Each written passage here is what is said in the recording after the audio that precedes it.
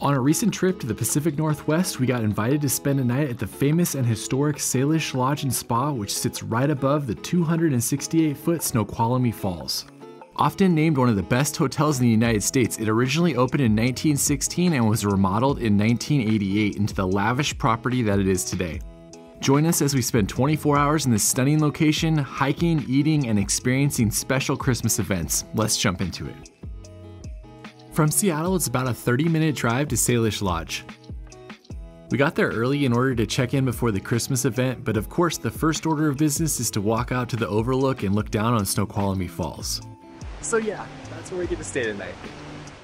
Snoqualmie Falls is one of my favorite places in the Seattle area, and I've been coming here for almost a decade. The 268-foot waterfall is imposing as it crashes into the canyon below. This is one of these places I've seen every time I've come up to the waterfall and always wanted to visit, but the main reason we're here is to do some Christmas activities tonight with the tree lighting, and then tomorrow we're gonna go hike into the falls. After exploring for a little bit, the next order of business was to check into the hotel. It was just me as the kids were with the rest of the family taking a nap in the car to prepare for the night's festivities.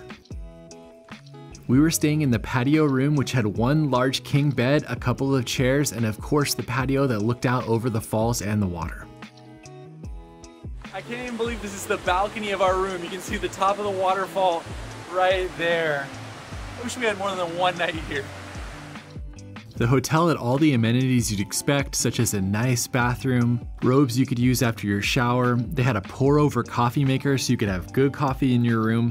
They had waters waiting for us, a wine bottle opener, and of course the fireplace, which was activated via a light switch. My parents checked in the room next to us, which was pretty much the same other than that it didn't have a patio. What do you think? I like it. What do you think? It's amazing. It's so cool. While everyone was getting settled into the room, I headed out on the observation trail to see the 3 different views of Snoqualmie Falls from above. So even if you're not staying at the lodge, there's free parking over here, and you can walk across the bridge, go all along the cliffside, get a bunch of great views of the waterfall. Walking from the hotel to the endpoint is about a quarter-mile round trip, but if you can find close parking, there's actually a wheelchair accessible trail that's about 200 feet and takes you out to the observation point. All right, that's the last of the platform. Just gonna go back, wake the kids up from their short nap, and see all of the Christmas activities we can do here. Only an hour and 20 minutes left till the tree lighting. As I arrived back, I was greeted by carolers, Santa, and an open fire. And this was just the start of the Christmas tree lighting event. This is a great free event that brings people from all over. Our first order of business was to meet Santa. He says, I want the princess. The princess doll? Okay. I said I want a basketball. Basketball, all right. We do a lot of the Christmas activities in Southern California, so this was like our 3rd time visiting Santa, but I have to say this was one of the best.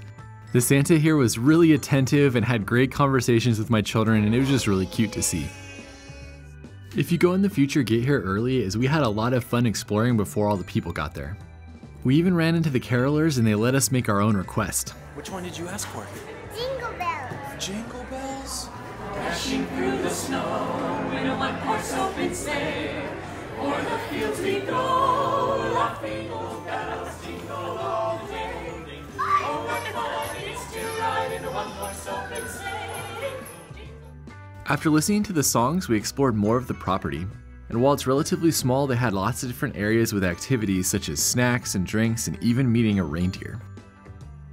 30 minutes till the tree lighting. There was one more area we had left to explore, and that was to walk down to the visitor center where they had hot cocoa you could make with lots of different toppings.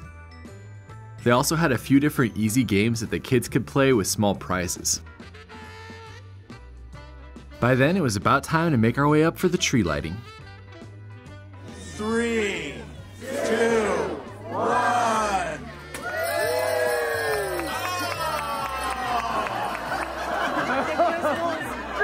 George, look backwards. We lit those up.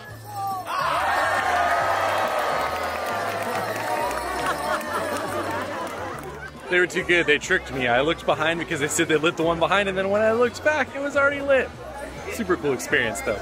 What'd you think? It was so awesome. I really loved the carolers and the little touches of Santa and having reindeer and treats for the kids. It felt very in the spirit and really perfect for families, especially little kids. The grandparents are here. They're gonna watch the kids and we're gonna go get a drink at the hotel before ending the day. One of the other things the Salish is known for is being in the opening credits of the classic TV show Twin Peaks. They actually have a drink, the Dale Cooper, that is from the character in Twin Peaks. I picked that for my drink, but Amy decided to go with the campfire bourbon as whiskey is usually her choice. All right, here it is, the Dale Cooper from Twin Peaks. Fun way to end a Christmas night here. Cheers. They also have cherry pie, which was loved in the show, and so we had to try that as well. You love Twin Peaks, don't you? I want to know what it is because it seems cool, but I don't know.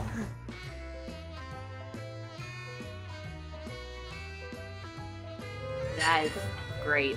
It's delicious. Cherry. Very cherry, but like, I would say I'm not a huge cherry pie person, but that was... You're in? I'm in. We're gonna go watch the Twin Peaks now. I think I need to. What'd you think, Pops? This pie is excellent. I love it. It's worth coming here just for the freaking pie. All right, we'll see you tomorrow. Good morning. It is rainy and cold outside, so we are all just watching Spider-Man in the big bed before breakfast opens. The kids were up about an hour before breakfast, so we just hung out in the room, made coffee, waited for the grandparents to wake up, and for breakfast to open. Eventually it opened up, and one of the benefits about being the first people there is that we got an awesome room with beautiful views out over the water. We're the ones with kids, and Pops and my mom are the ones who are not here at breakfast time. Oh look, there's Oh, there they are. Finally. Hey, you guys actually woke up finally. Grandma and Grandpa were sleepyheads. Everyone was blown away by the room that we were in, and there are actually a dozen or so more tables that face the window to give you great views while eating. Check it out, our coffee came with whipped cream, chocolate shavings, and milk. That's a nice way to start the morning. So they have a tradition here where you take a biscuit and then you put the jam or butter however you want, and then they're gonna come in and drop honey from above on it. Our waitress told us that this is a tradition that they've been doing at the hotel since 1916 for almost 100 years. It's just a silly little thing, but it's a lot of fun and my kids loved it. I mean, how do you beat honey from heaven? For our actual breakfast, we got things like avocado toast, a corned beef hash, and crab eggs benedict. We spent about an hour just hanging out here, and then we finally pulled ourselves away and went to go get ready to do the hike. All right, here we go. We're setting out on our hike. We got a giraffe and we got a shark, and we got lots of puddles to jump in. We're not from the Pacific Northwest, so we tried to get the right gear for our children, but unfortunately it ended up being really windy and cold with the rain coming down pretty hard, so we decided to just walk the Overlook Trail with them and then bring them back to the hotel to hang out with Grandma and Grandpa. Check out the way the mist is just blasting off the waterfall into the rocks. It was so cool to experience such a powerful waterfall. That room that we had breakfast in was right here. Pops would normally be hiking with me, but he's having some knee issues. I'm having some knee problems. Give him some comments of health. Yeah, I appreciate it. After about 5 minutes of hiking, we decided we probably should bring the kids. It's freezing.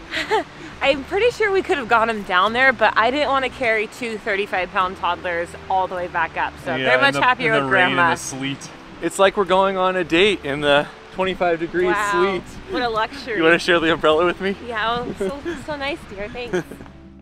From the Overlook, the trail is about 1.5 miles round trip with 300 feet of elevation gain.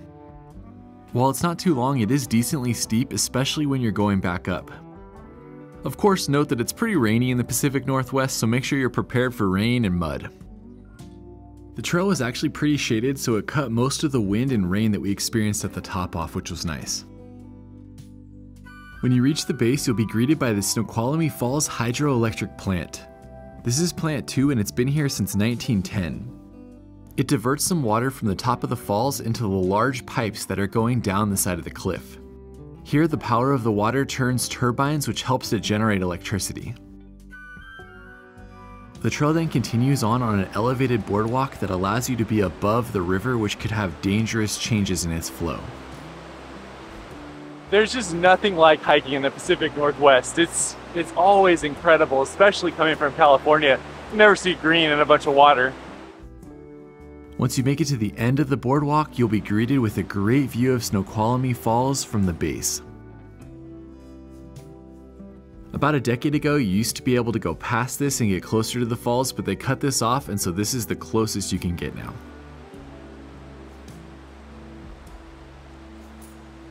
It's beautiful.